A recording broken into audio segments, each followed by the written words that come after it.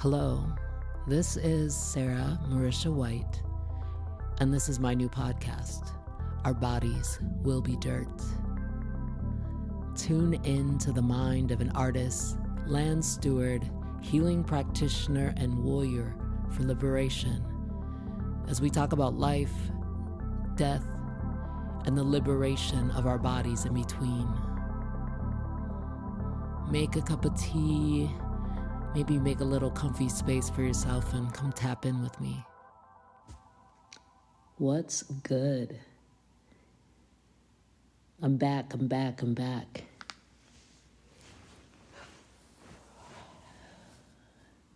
So here we are, it's December. Time just keeps going.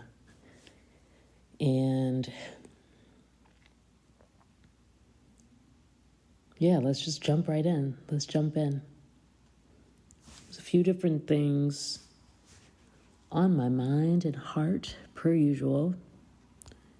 I recorded an episode and I said something in it that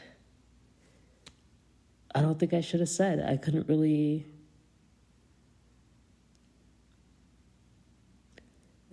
proceed. I had to start over. And it's interesting. When I was living my life in a way that pleased me, I didn't really have to check myself on certain things. And now my discernment is switching up. So much has switched up in my life. And yeah, let's talk about it. So I think it's almost, real talk, almost been a year since I landed my butt in church. And since then,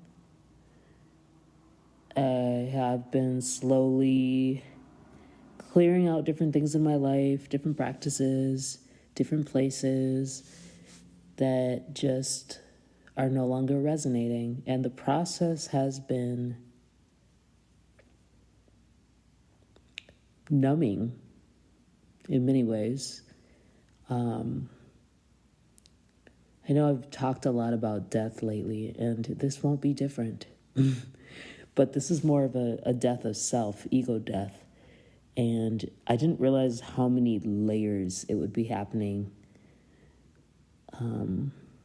It would be happening at so many different layers. And some of them conscious, and some of them were just things that maybe I even took for granted. And I guess what's been on my heart and mind a lot is, how do I still use the gifts and the talents and the passions that I have while now striving to live a life that is walking in obedience. Not obedience to any structure or even to any boxes, but to God. And when I started the process of talking about the shifts in my life that were God-based, I felt really hesitant. I can just share from my own experience of being hurt by church and by people of church and by judgments from people that claimed they loved God and Jesus. I didn't really like to hear about Jesus or church or God. And so my fear of what people think about me really showed up in the way I spoke about it, but also a lot of my own uncertainty around if it was gonna be a path that stuck for me. The reality is that I've been studying different spiritual paths for the last, let's just say 20 plus years. And the more I lean on this path, the more I see that there's one thing different, is that there's nothing you can do to make you worthy of it. Like, you don't have to put out offerings, or you can't be like good enough to receive salvation, because it's not about what you do. It's already done for you. And I didn't realize how much I've invested what I do into what I think I deserve. So it's just kind of showing up in different parts of my life. And you can be walking on a different spiritual path and still see that show up in your life, because we live in a culture that rewards production. And it's just weaved into who most of us become, starting, how you perform in school and the feedback you get from that. And then as you become an adult, I can speak for myself. I didn't really feel like I fit in anywhere until I found a thing that people liked about me. And then I just kept doing that. So in this whittling down process of really rewiring the way I navigate life, looking less for outside approval, looking more so to check my heart and see if I am being obedient. And when I say obedient, sometimes it's like small things like, okay, so if you believe in God and the Holy Spirit and Jesus, if you believe in that Trinity, they say that the Holy Spirit lives in you and will nudge you different directions. And so when I speak on it, an example I can give is, there was someone I saw outside. I felt like I should pull over and give them some money. My mind kicked in, and I thought, this person might spend it on drugs or something that's going to put them in a worse situation, and it's cold out, and, it's fine if I don't. But my heart felt like a burning to do it. My disobedience was, I went on with my day and didn't do it. It was inconvenient. So that's kind of just an example of what I'm speaking on when I talk about just the daily practice of obedience. But I'm struggling with the bigger ones. The small ones too, obviously, by that example. I'm pretty stubborn. And I'm not used to checking in with anyone else before I do things. But just people I have been kind of learning from and being inspired by that are on this path, check in with God before making decisions. That is so unnatural to me, especially because I don't hear clear answers, and then I get frustrated because it's not fast enough, and then I just do what I think I need to do. And that used to work. Right now I'm in a season where it's not working because I don't think that's my season. I think I'm being taught something right now. And it's just requiring me to be quiet and wait. I don't like that. I feel like I'm sitting here waiting. And it's been a while. This is not the first time I've spoke about it on here, but that's why I've been more silent. If it's up to me, I would like to produce at a certain time, but it's not coming to me clearly on what I'm supposed to be doing right now. And that's a sticky place because on one end I hear wait, be quiet, be still, wait. And then I hear on the other side the contrast of needing to move forward, step forward, keep walking. And to me, it's very confusing. I hope I can look back on this time and have more clarity on what was being produced inside of me. But while I'm in this place, it feels like start, stop, start, stop. Like I self-start and then I am stopped by spirit or by closed doors or by no's. So it's interesting. There's this parable that has really stood out to me.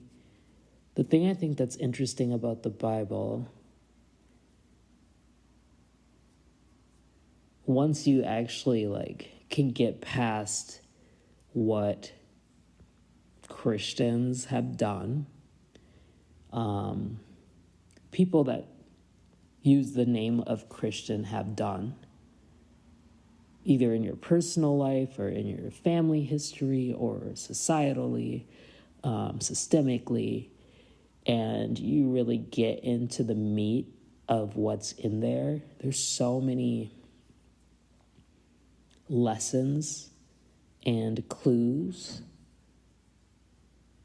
around how to live life. And one of my favorite things that I've been unfolding are parables. How Jesus spoke to people in stories. Because it's almost like they wouldn't be able to comprehend, or even it's hidden from comprehension during that time, but still laid out in a way that really makes sense for now, this timeline. And there's this parable of the talents that really is standing out to me right now. And you can look at it a few different ways. So a talent back in ancient Greek and Roman days, it was a former weight and unit of currency. And it was a large amount of money.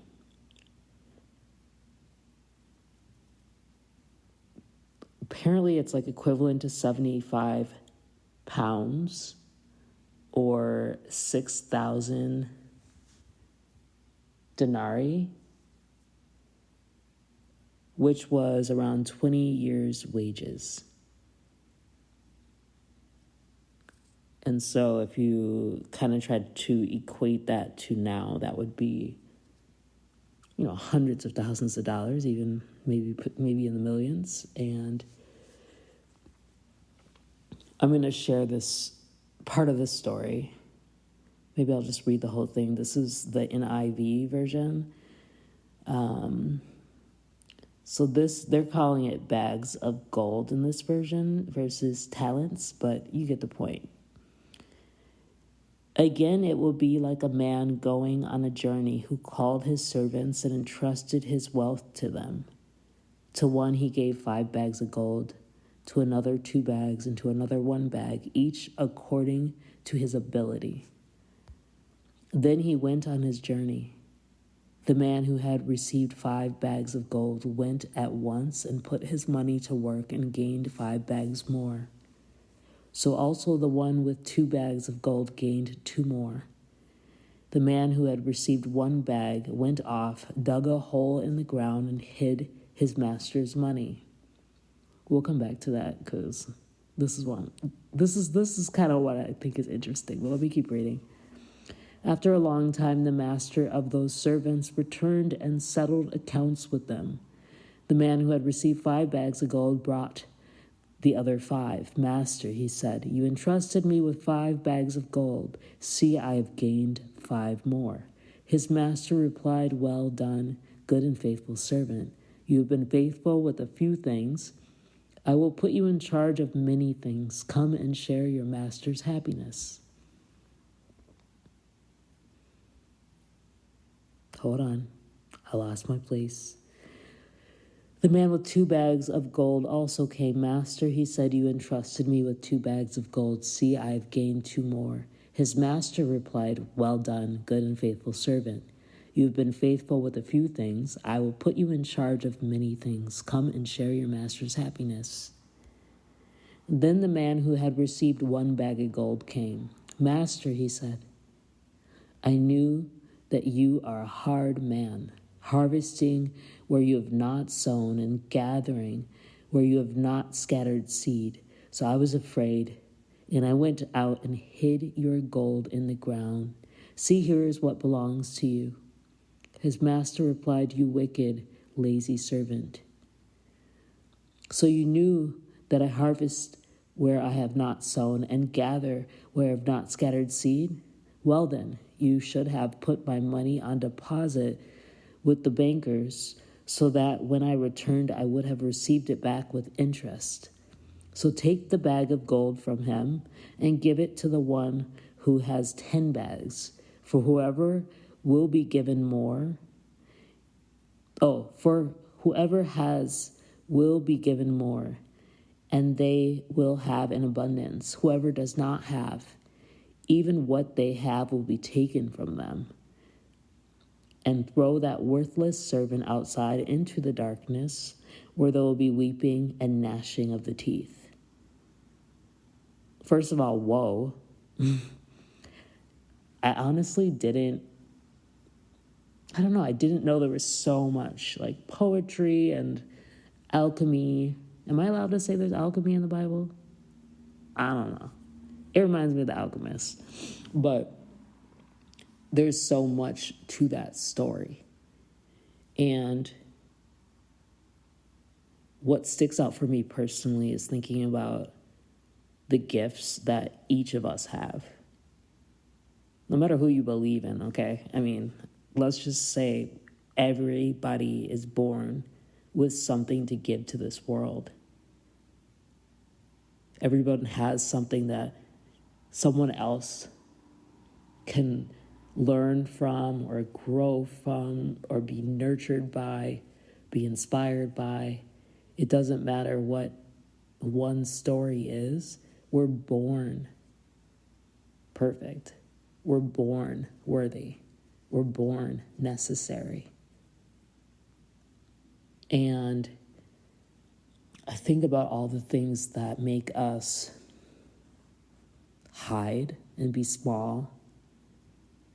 All the reasons to be afraid, to be vulnerable, to be afraid to share the things that light you up.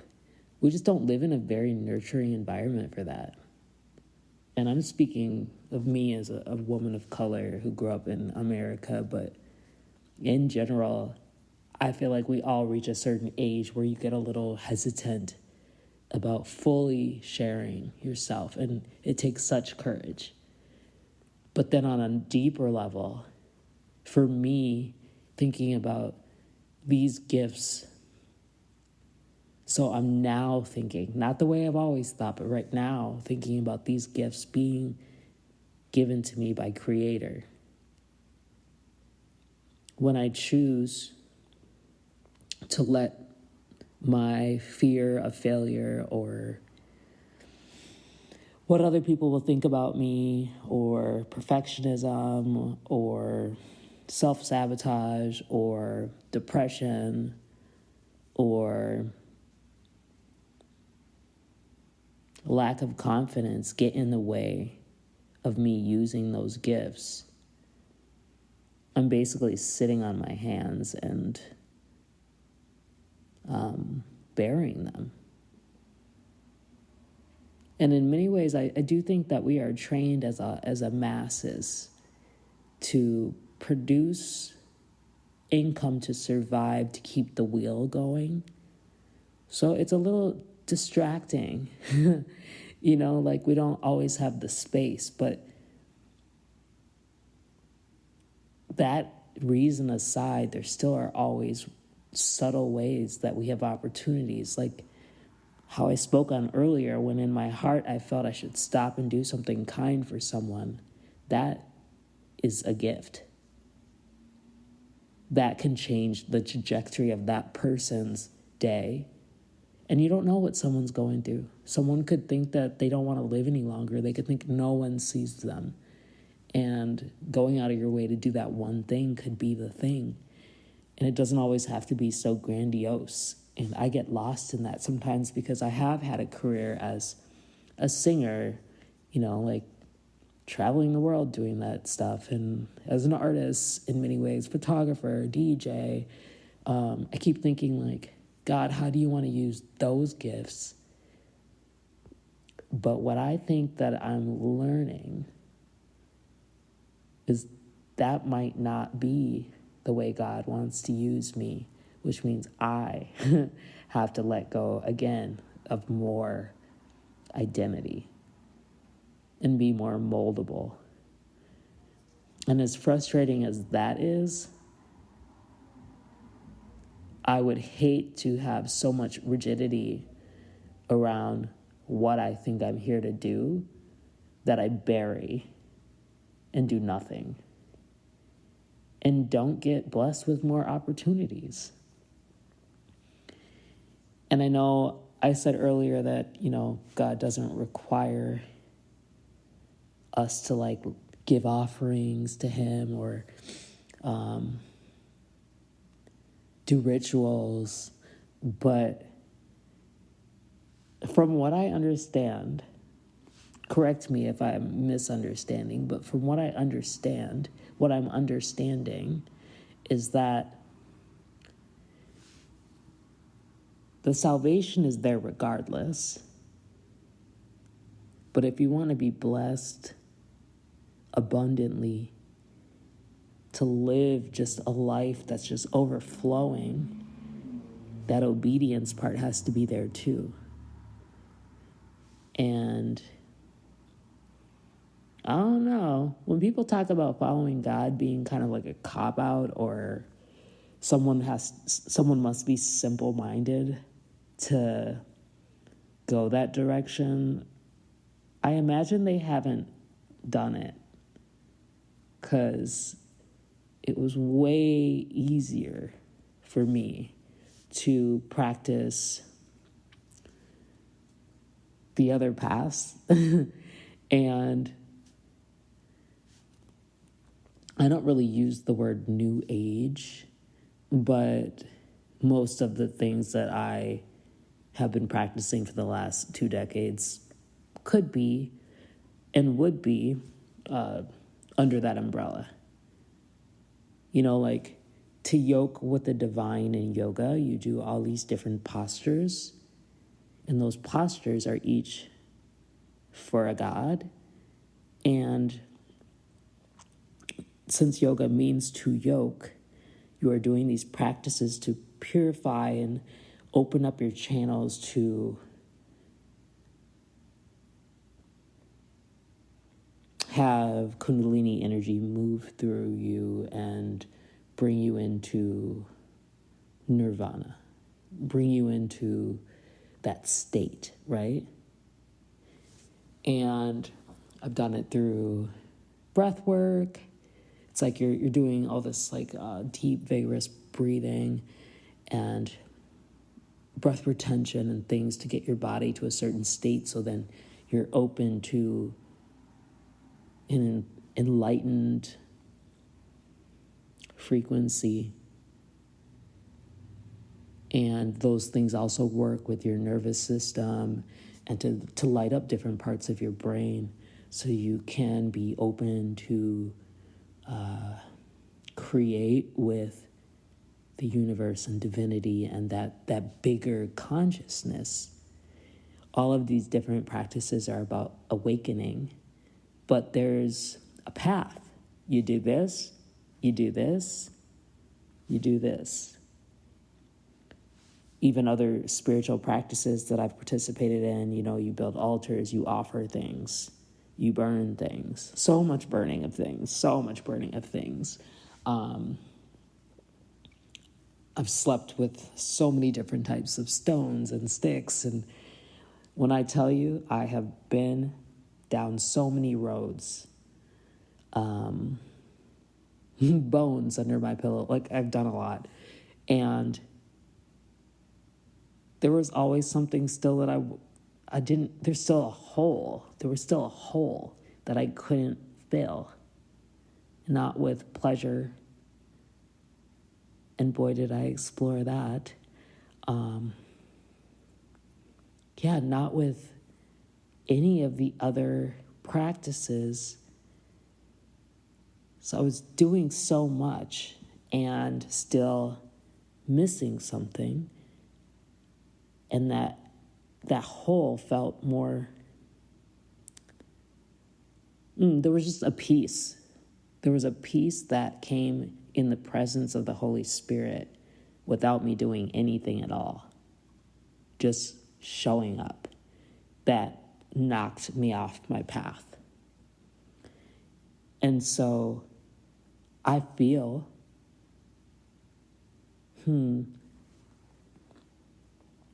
just really curious on what it would take for me to unlearn the idea that I have to work for it, but still be in flow with using the gifts that God gave me to be a light in the world and to not make it about me. I wish that was easier, but I'm so invested in me.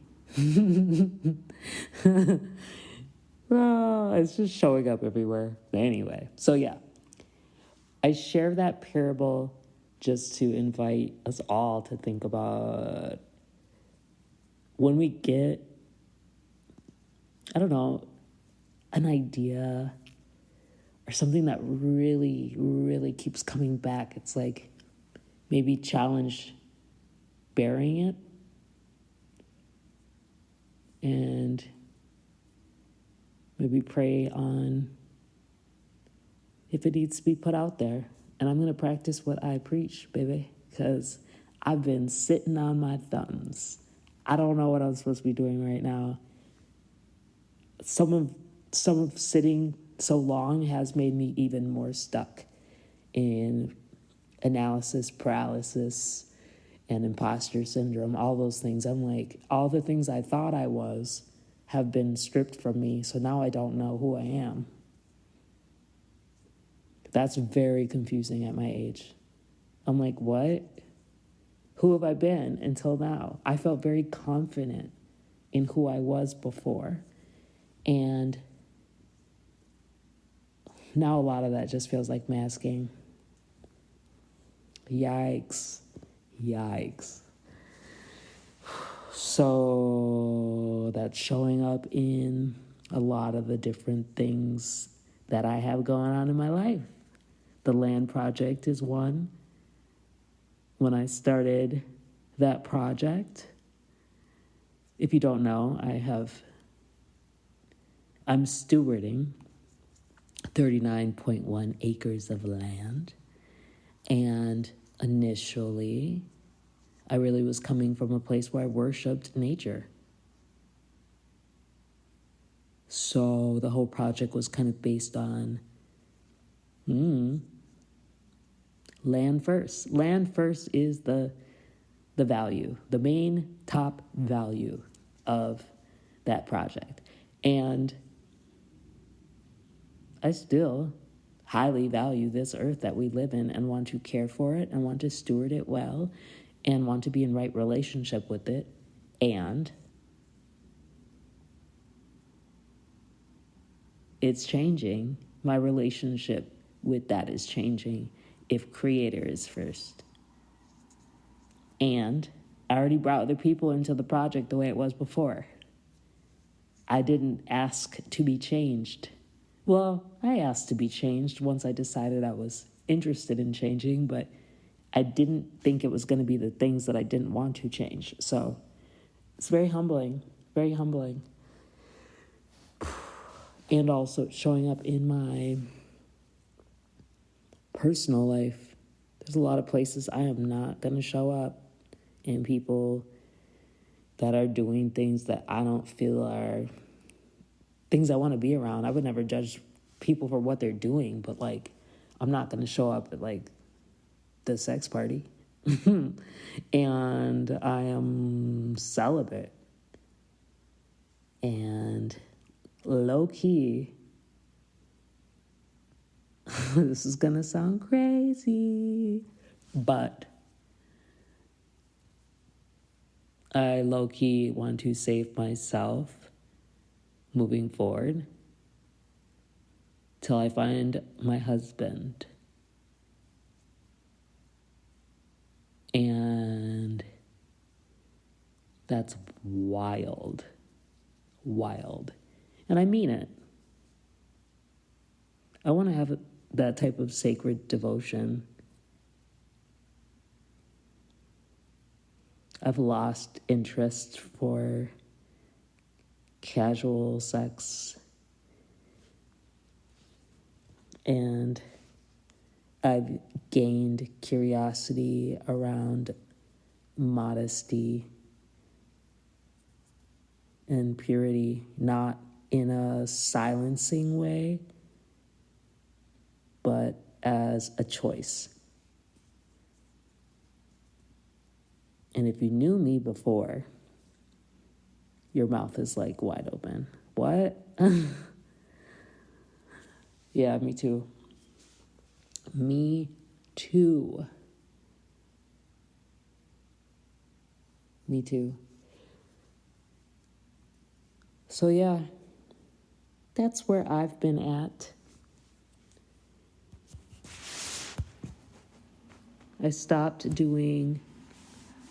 I haven't done yoga in maybe 10 months. Just because I'm just not participating in exploring other gods right now. Not knocking anybody for doing what they're doing. That's just my path right now. And there's been some pluses and some minuses to that. I've been using yoga as a physical practice and spiritual, definitely, and spiritual. I didn't do surface level yoga. I had 4 yoga teacher certifications. So that means I've been deeply studying the deeper spiritual path of yoga for a long time. Hundreds and hundreds of hours of deep study, deep meditation, deep practice. And even deeper into Tantra and the ritual of it. But if we're speaking more surface level, the postures open up all the planes in your body. And so now all the muscles up and down my spine are so tight. So tight. And I know you can do Pilates and other things, but that's just like what I knew how to do. And I would do like an hour of that a day. And I'm noticing the difference in my joints, in my hips, in my knees. My flexibility has shifted dramatically. So these are things I'm going to have to work on. How do I still prioritize finding a sequence of ways to move my body that aren't necessarily postures that are invoking Hindu gods. And I know people that go to church that still do yoga. This was a personal conviction for me because I base my life on that being my spiritual practice. That was my God. So that's something I'm being challenged with right now. I'm not judging anyone else. God is the judge, not me, not mama. I'm just talking. But yeah, my body's been hurting, especially, I lost my mom September 30th, and the time before, up until that, was so intense. So intense. I don't know if you've ever watched anyone you care about slowly die before, but wow. When I just even think about some of the things I saw, I lose my breath. I'm like, wow, life is so fragile. And we take so much of it for granted. It's wild. It's wild. It's changed me. I just can't show up the way I used to anymore because certain things just don't matter as much and don't resonate, and other things feel real weighty. Like, the choices we make matter a lot. But I say all that to say, a way I chose to try to make it through this holiday season, because it's a lot to not have my mom here and to just be pushed into holidays right after all that. I signed up for a personal training certification. It's pretty intense, and I don't know, I'm kind of excited to have a way to still work with people in their bodies that's not spiritual.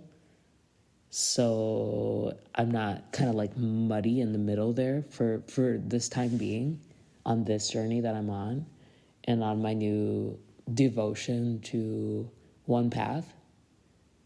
A very, very narrow path, let me say. And I keep falling off of it constantly. But I just crawl my little legs back onto it and say, help, please. So yeah, I think come spring, if all goes well, I'll be a personal trainer, and that'll be exciting. And I've also been trying to move my body. I'm curious on how other people are moving. This time of life there's so much going on. There's so much going on in this world right now. And I don't even need to name it all. Everyone knows. Every time you open a newspaper, which I only do occasionally because they're out at the coffee shop, I almost just look at it for laughs now, even though it's not funny, but the headlines are like, what? Like, every headline is cray.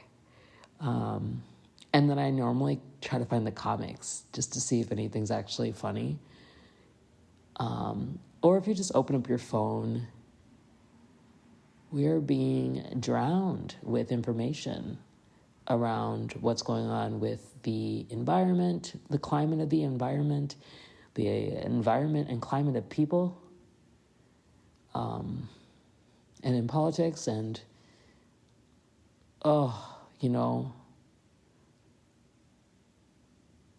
what's happening with immigrants, our neighbors. It can be so overwhelming that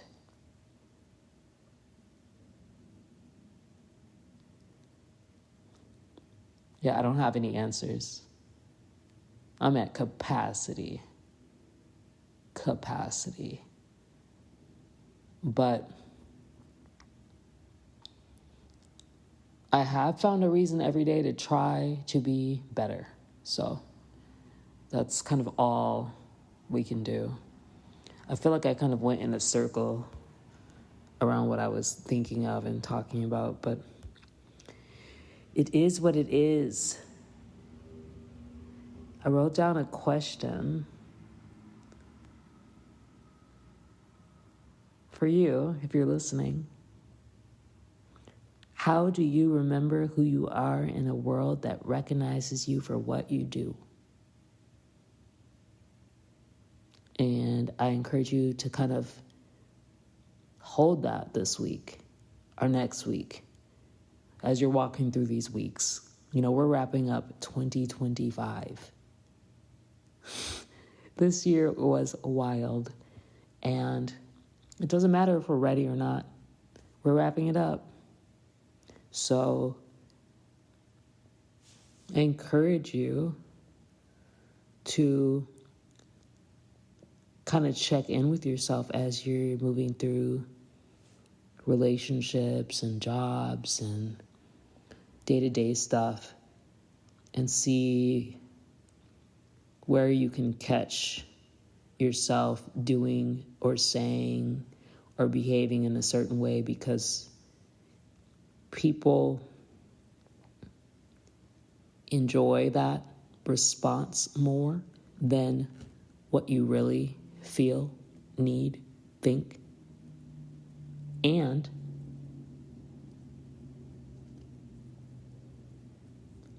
recognize when you actually are not worried about what the world recognizes you for, because I do think we're doing better than we think we are sometimes. We don't have to reinvent a wheel all the time. You know, there's small ways we take care of ourselves, and we honor ourselves, and we honor our paths.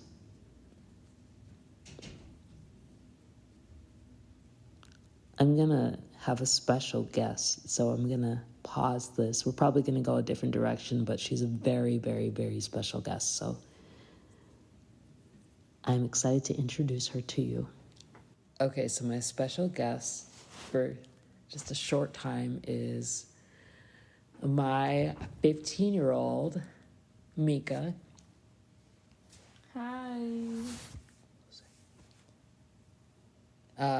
So Mika. Yeah.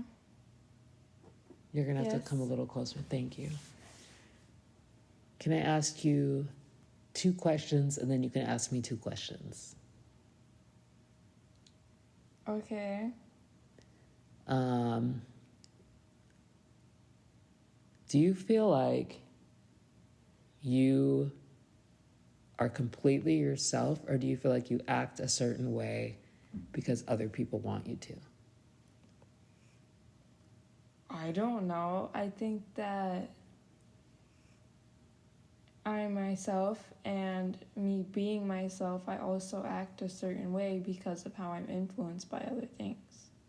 So I don't think anybody actually acts themselves, because everything's always so influenced now. By what? And there's just I don't know, but you never really are fully acting yourself, because even with what's it called, when people talk about code switching, it's you're always being something different. Yeah, but what do you feel like you're being influenced by? I don't know, everything around you constantly. Do you feel like you're being influenced by your family, or more so social media? Well, there's school, just anywhere. You're always being influenced by something. Well, what do you do to help make sure that you're still being you? I don't know, you be influenced by things that you like. Cleo, you're purring too loud. I don't know. Why are you asking me these questions? Okay, let me ask you one more. Can you remove this? I don't want to be on. What's the other question? I want to finish painting. Say something about, what do you think about life and death? I think that it's, I don't know. I don't know. I don't have an answer for that one. I think that life is life and death is death. Kind of sum the words up for themselves. I'm done with you. Okay, you get to ask me 2 questions, and then you could go back to painting. Who's your favorite cat? Leon or Cleo? Neither. They're so annoying. Okay, next question. Can I please be done with this so I can finish painting? No, I want a real question. Remember you were going to ask me something? Oh, about your love life? Yeah. How is your dating life going? Okay, while she answers, I'm gonna go. So No. do I have to stay? Why do I have to stay? Because it's very quick. There is no She's dating looking life. for a man. She wants a big ring and money. That's not what I want. This is what parenting is like in 2025. No, she wants the big ring and money. Yes, please. I would like someone who loves Has me. a beard. And my daughter has a beard would be great, yeah. Who is in touch with his feelings, who loves me and loves God, and who's radical, patient,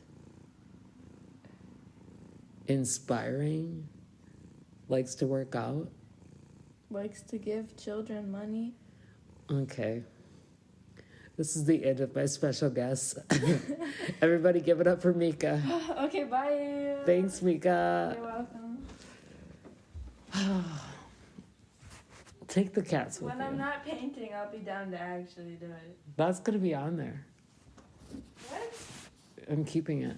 Why are you keeping it? Shut the door. Why are you keeping Shut the door. it? But why are you keeping it? Shut the door so I don't have a lot to I edit. think I'm mean. You are. No, I'm not. I just want to get.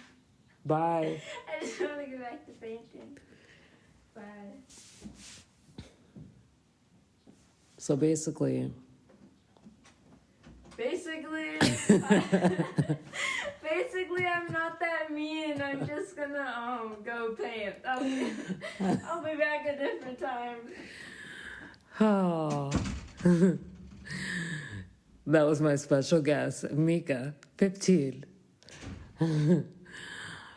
Yeah, I will have a real guest next season. This is the end of this season. This is the end of 2025. I will be changing the intro. I will be changing some of the topics. I will be stepping into also making video. So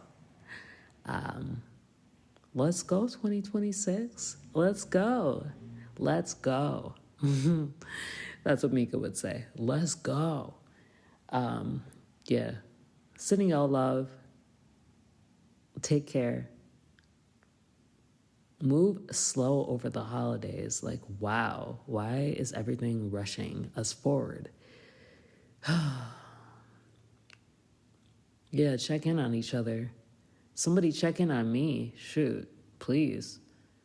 I'm over here with my Bible trying to figure out what is going on in my life. And